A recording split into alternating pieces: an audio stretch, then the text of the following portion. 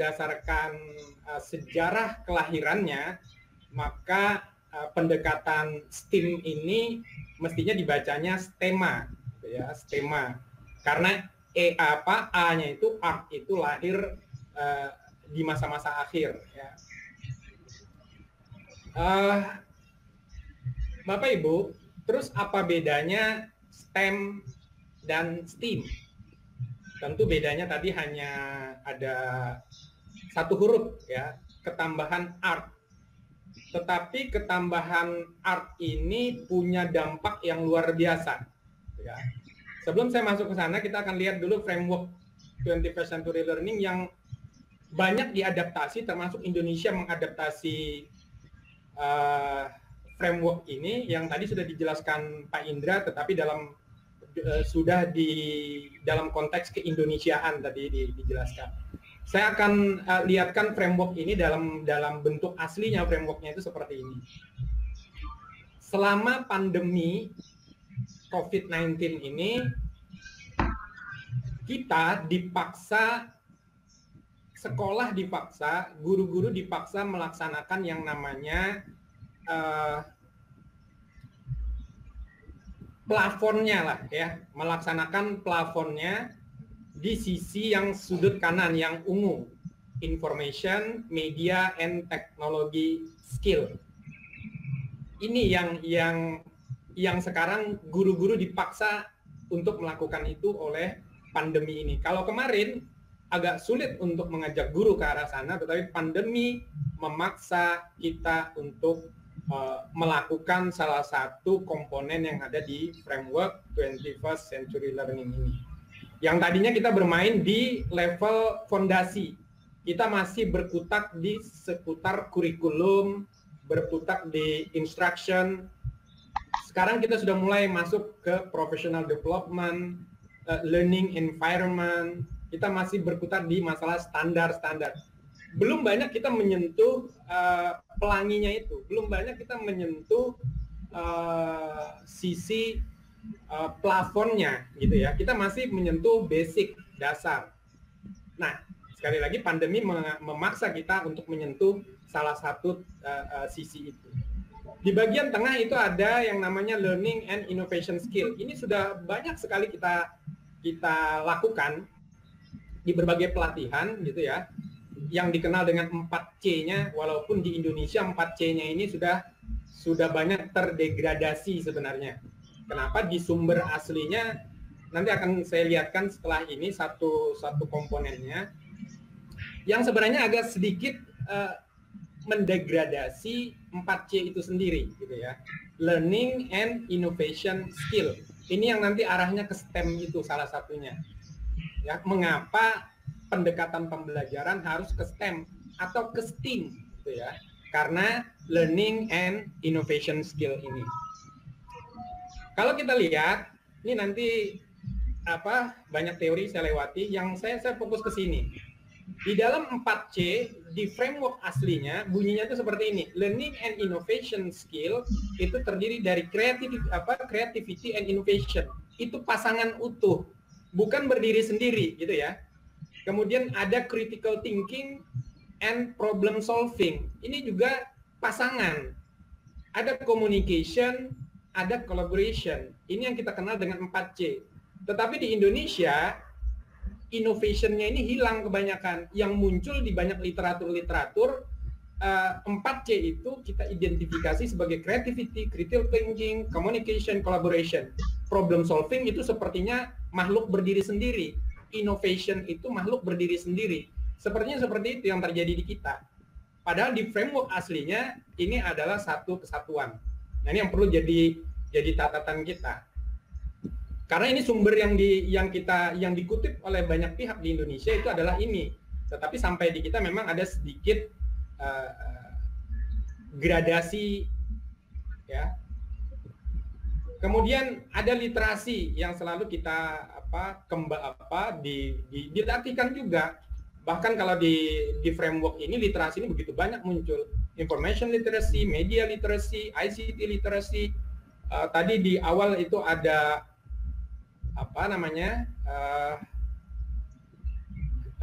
civic literacy, health literacy, entrepreneurial literacy, financial literacy, economic literacy, business literacy, environmental literacy, literasi, dan literasi gitu ya.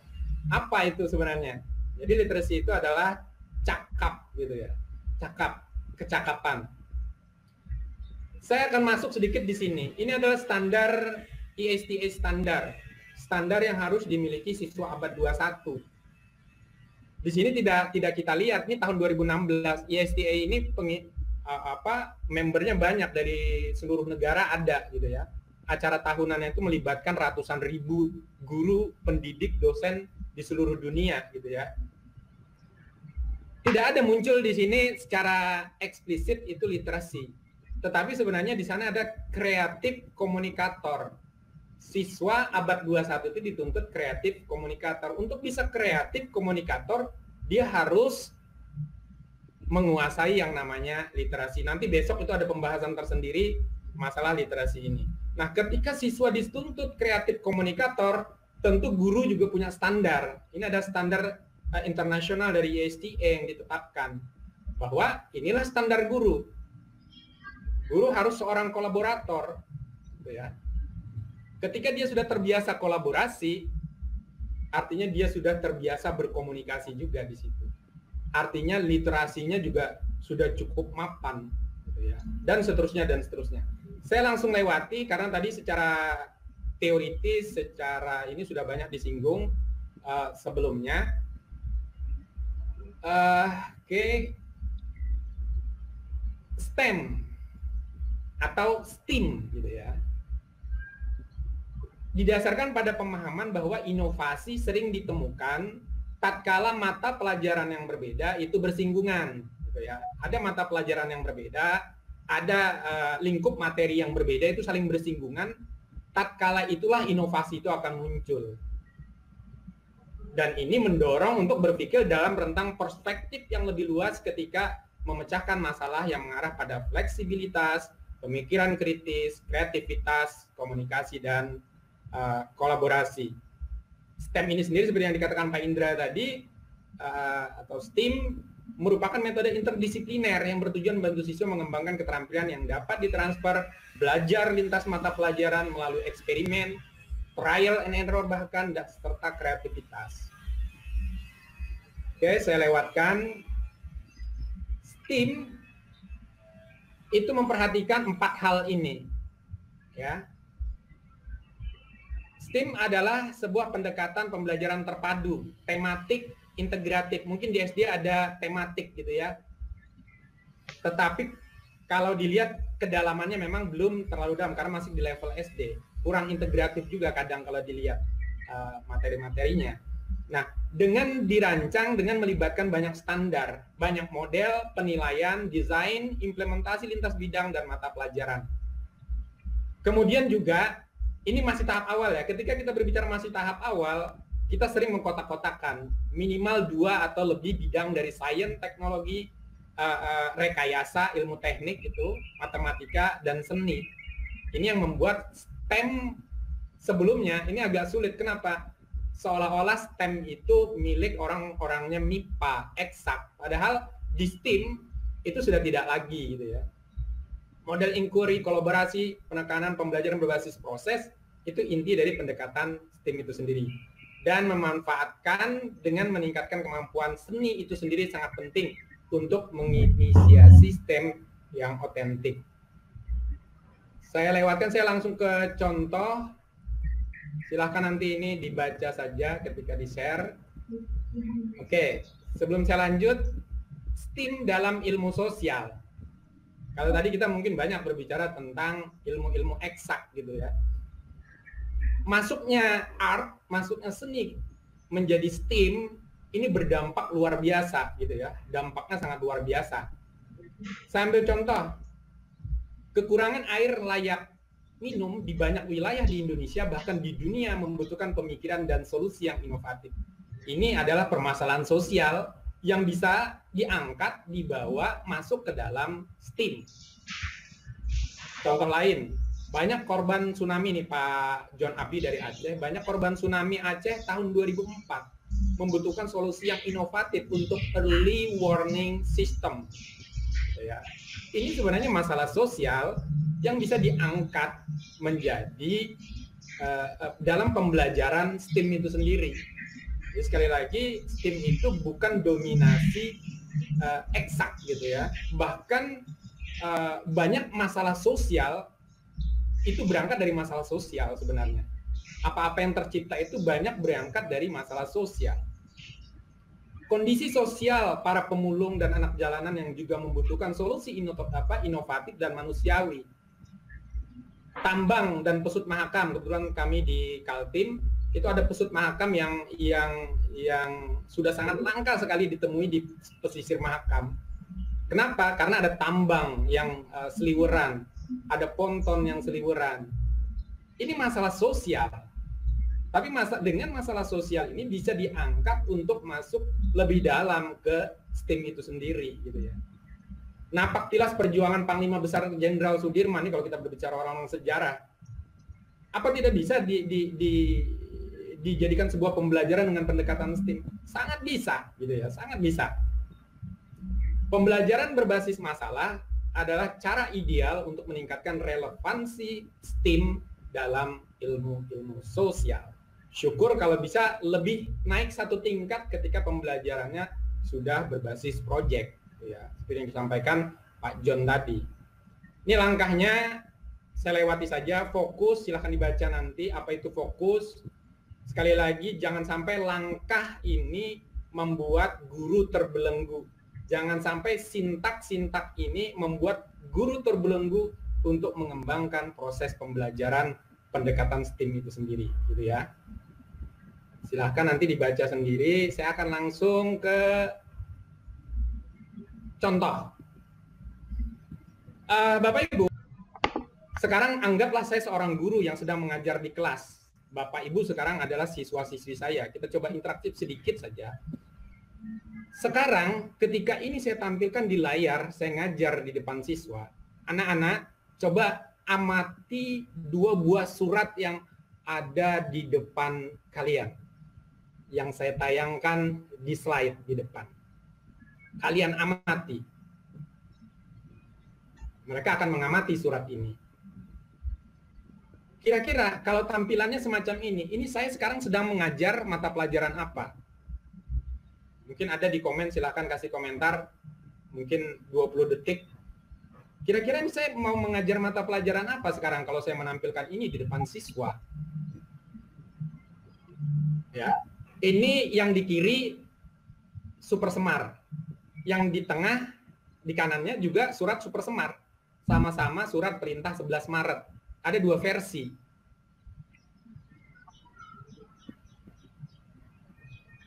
Gitu ya. Ada 2 versi. Ya, Bu Sri Sunarti mengatakan, ini saya sedang ngajar PKN, gitu ya katanya. Kenapa? Karena mungkin berhubungan dengan ketatanegaraan. Tetapi mungkin ada guru sejarah mengatakan saya sedang mengajar pelajaran sejarah. Mungkin. Kenapa? Karena ini berhubungan dengan super semar. Guru bahasa Indonesia, Bu Sukmawati mengatakan saya sedang mengajar bahasa Indonesia karena berhubungan dengan surat. Bentuk-bentuk surat formal seperti apa. Pak Tri Puji Sulaksono mengatakan saya guru sejarah. Guru kimia mungkin akan mengatakan bahwa saya sekarang sedang mengajar kimia, gitu ya. Kenapa? Karena ada reaksi di sana, ada 2 buah surat, yang satu cukup awet, yang satunya tidak. Bagaimana dengan ilmu kimia, bahan baku kertasnya itu bisa awet, tidak lekang oleh zaman, tidak lekang oleh waktu.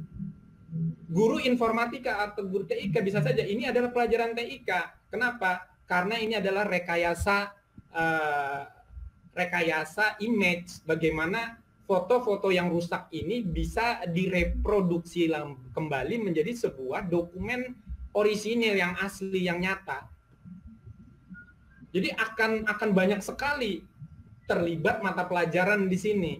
Ini yang saya katakan sebagai interdisipliner, antar mata pelajaran, antar lingkup materi, gitu ya. Saya next lagi. Bagaimana membuat kue brownies yang lezat sebanyak 100 box dengan efektif dan efisien? Ingat, ada kata efektif dan efisien. Bisa saja ini adalah seorang guru matematika yang akan mengajar. Bisa saja ini adalah seorang guru prakarya yang akan mengajar. Bisa saja ini adalah seorang guru desain grafis. Bisa saja ini adalah seorang guru bahasa, membuat naratif dengan menggunakan gambar ini, dan seterusnya dan seterusnya. Ya. Bisa saja. Saya lanjut. Lalu, dengan 2 contoh singkat tadi, mungkin sedikit banyak Bapak Ibu sudah punya gambaran seperti apa sih sebenarnya STEAM itu, tanpa kita lupakan dulu sintak-sintak yang ada, gitu ya. Kita lupakan dulu sintak-sintak yang ada. Maka apa yang langkahnya ini seperti yang disampaikan Pak John dengan STEM. Di STEAM sama, tentu kita harus ada mengidentifikasi KD dan menganalisis STEAM lintas materi dalam satu mapel atau lebih dari satu mapel yang dapat dilaksanakan. Ya. Sebenarnya semua materi itu bisa. Prinsipnya semua materi bisa. Semua KD, kalau basisnya KD itu bisa. Ya.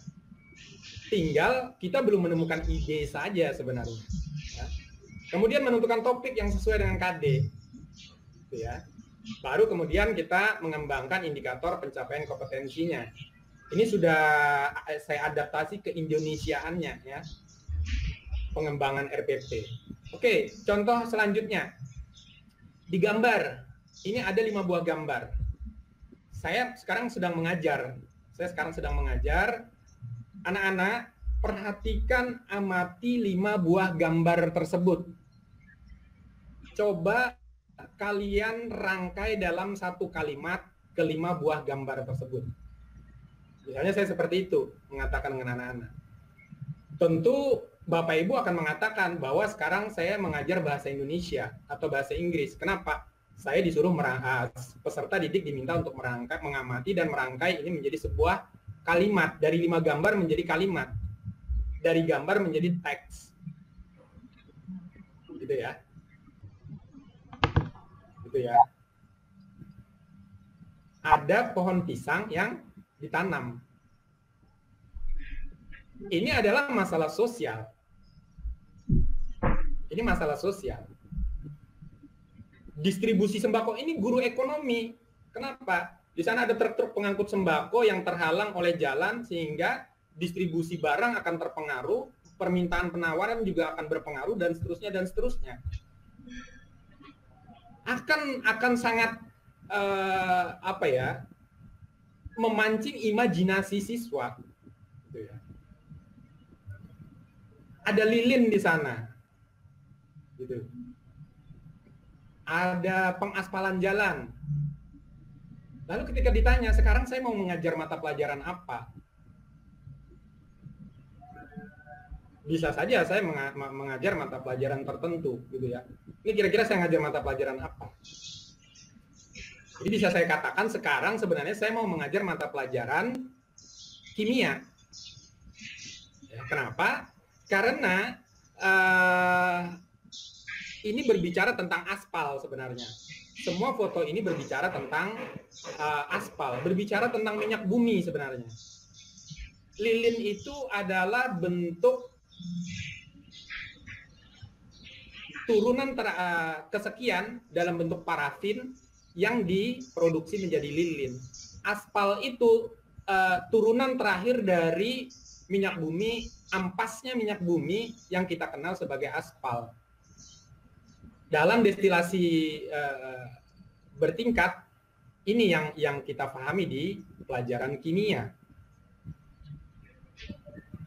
Jadi di dalam kimia ini ada menjelaskan proses pembentukan fraksi minyak bumi, teknik pemisahan serta kegunaannya. Nah, ini kalau kita hubungkan dengan KD-nya sebenarnya ini guru kimia sebenarnya. Tetapi guru kimia mencoba meramu agar ilmu ini tidak tunggal berdiri sendiri, gitu ya. Lintas materi, lintas mata pelajaran.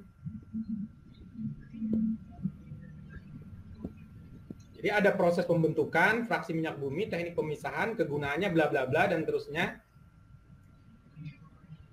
Ini contoh, gitu ya. Ada kakek lulusan SD ini banyak video beredar tentang bagaimana mengolah. Berbekal keuletan, kegigihan, dan kedisiplinan, seorang kakek tamatan sekolah dasar di Kabupaten Blitar mampu menciptakan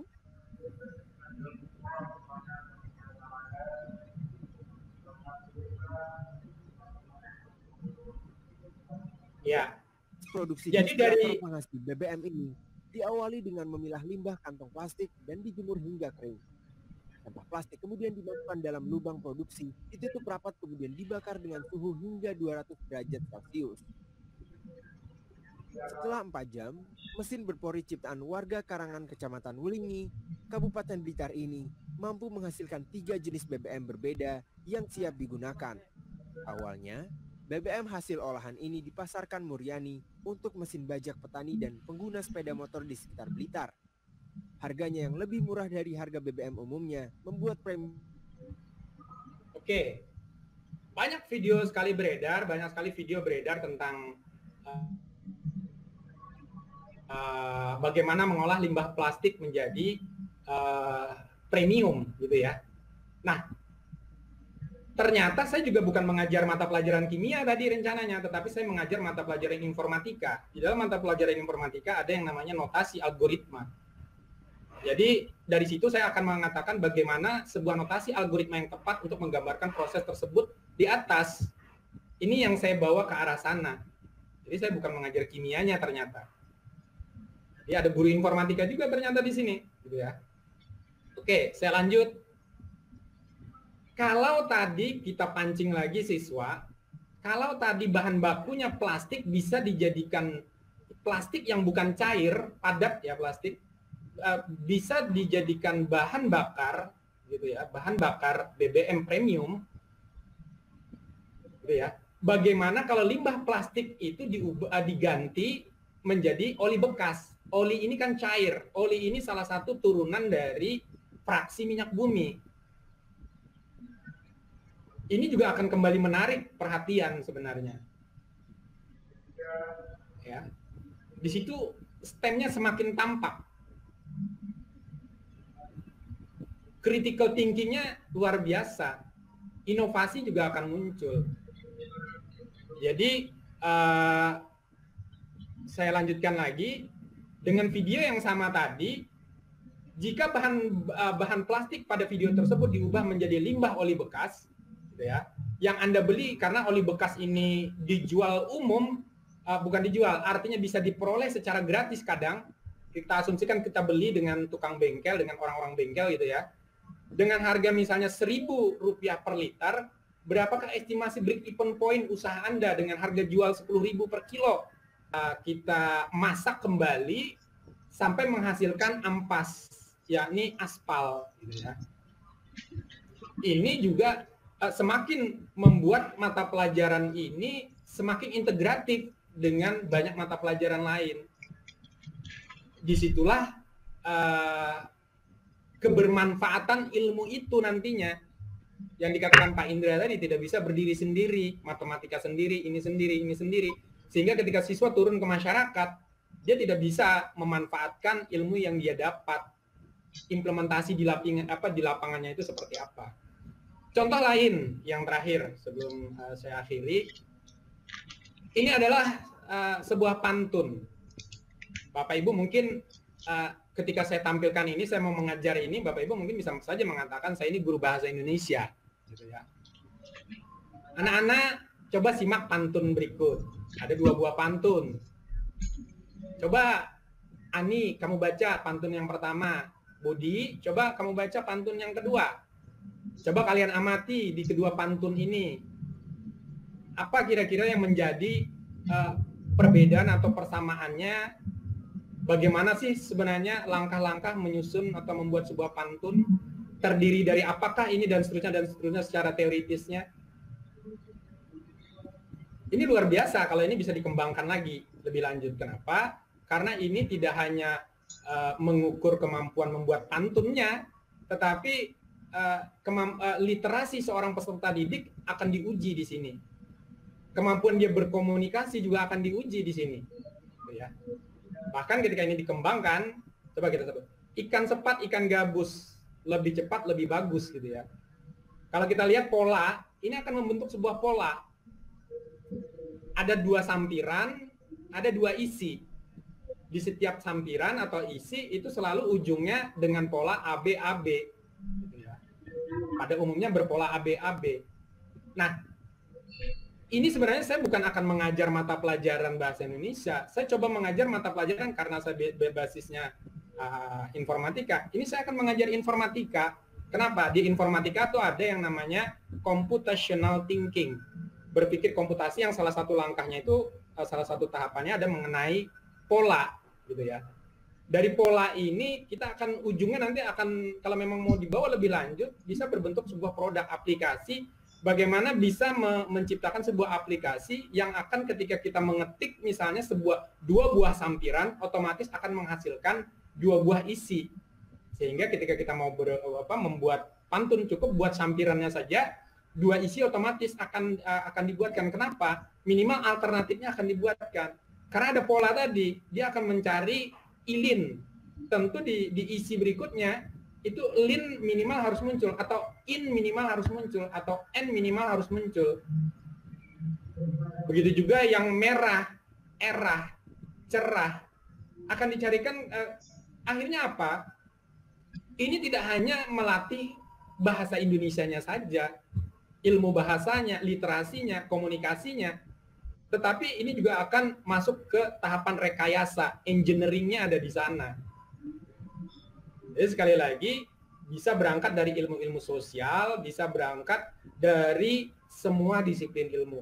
Jadi dengan pendekatan STEAM, kita tidak terkotak-kotak lagi, gitu ya. Saya pikir itu dari saya. Terima kasih.